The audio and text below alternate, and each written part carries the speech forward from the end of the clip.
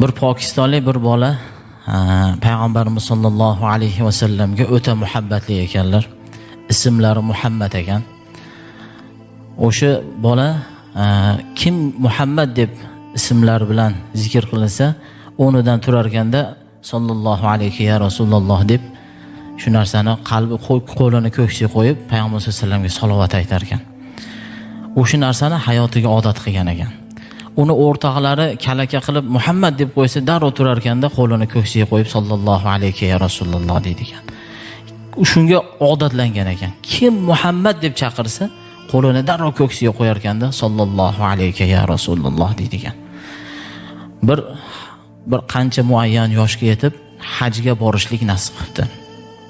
Shunda haliga xursand bo'lib, haj amalidan keyin Rasululloh sollallohu alayhi vasallamni ravzalarini borib ziyorat qilishlik menga nasib qilsin deb o'sha joyda ziyorat qilib Rasululloh sollallohu alayhi vasallam bilan salomlashib kelaman ekanda degan xursandchilik bilan haj amalini bajarishlikka hajga safarga otlanibdi.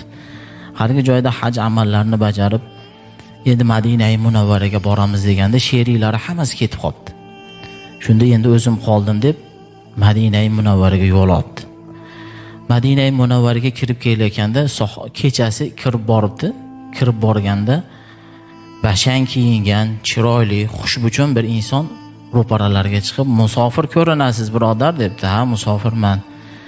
"Madinaga keldingizmi?" desa, "Yo'q, Madinaga emas. Men Rasululloh sollallohu alayhi vasallamni ravzalarini ziyorat qilib, u zot bilan ko'rishlik uchun keldim" debdi. "Bo'lmasa yuring, men sizni Madinani aylantiraman" deb hamma joylarda aylantirib Payg'ambar sollallohu alayhi vasallam masjidlariga olib kiribdi.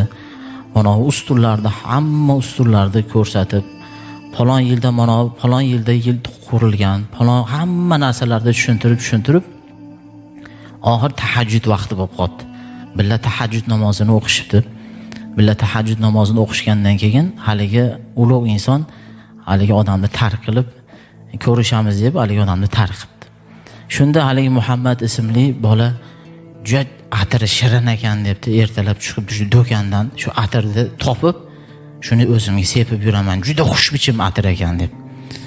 Chiqib do'konga kirib aytibdiki, bomdod to'qib bo'lgandan keyin chiqib Madinaning eng boylari sepadigan atirni menga ko'rsat debdi.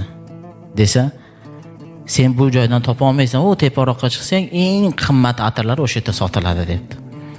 Kirib haligi joyda aytibdiki, "Keling" deb kutib olsa, "Menga Madinaning eng boylari sepadigan atirni menga ko'rsatgan, o'shani sotib olmoqchiman" debdi. Ko'rsatsa, "Yo'q, bu emas, bundan ham yaxshisini, bundan ham eng boylarini atir sepadigan insonning atirini bergin, bu ham emas" debdi. Keyin tortishib haligi do'kondor bilan haligi odam Muhammad ismli bola tortishib tursa, o'sha Madinani shayxlardan bir inson do'konga kirib ketdi. Shu yerda bir atir olaman deb tortishayotgan inson bormi debdi. "Ha, inson o'ni" debdi. "U holdan beri Madinani boylarini, atirini ber deb bizga to'polon qilyapti" debdi.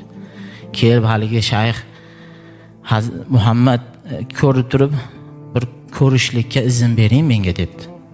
Keyin quchoqlashib ko'rishib quloqiga aytibdiki, "Birodar, siz u atirni topa olmaysiz" debdi. "Kecha sizni billa ziyorat qilgan payg'ambarimiz sollallohu alayhi vasallam dedi. Sizni shu joyda Madinani aylantirgan Rasululloh sollallohu alayhi vasallam edi" debdi. Desa haligi bola ko'tara olmasdan qalbi jo'shib ketib, o'sha shahid qo'lida jon beribdi. Keyin do'kondorlar yugurib kelib, "Bu kim? Qanaqangi inson?" desa, "Kechqurun Rasululloh sollallohu alayhi vasallam meni tushimga kirib, falon joyga borasan, do'konga kirsang, bir inson o'sha joyda atir talashayotgan, atir olaman deb o'sha do'kondor bilan talashayotgan bo'ladi. Seni qo'lingda jon beradi, seni o'sha kafallab, yuvib, dafn qilishlik seni bo'yningga vazifa. Biz bu yerda kutib turamiz uni" debdi. Bu xotimani qarang, payg'ambarimiz sollallohu alayhi vasallamga bo'lgan har birimiz muhabbatimiz shunaqa bo'lishi kerak ekan. Chunki qiyomatda bizni do'zaxdan shafoat qilguvchi Rasululloh sollallohu alayhi vasallam bo'lar ekan. Har kuni o'zimizga o'sha Rasululloh sollallohu alayhi vasallamga salovat aytishlikni odat qilishimiz kerak ekan.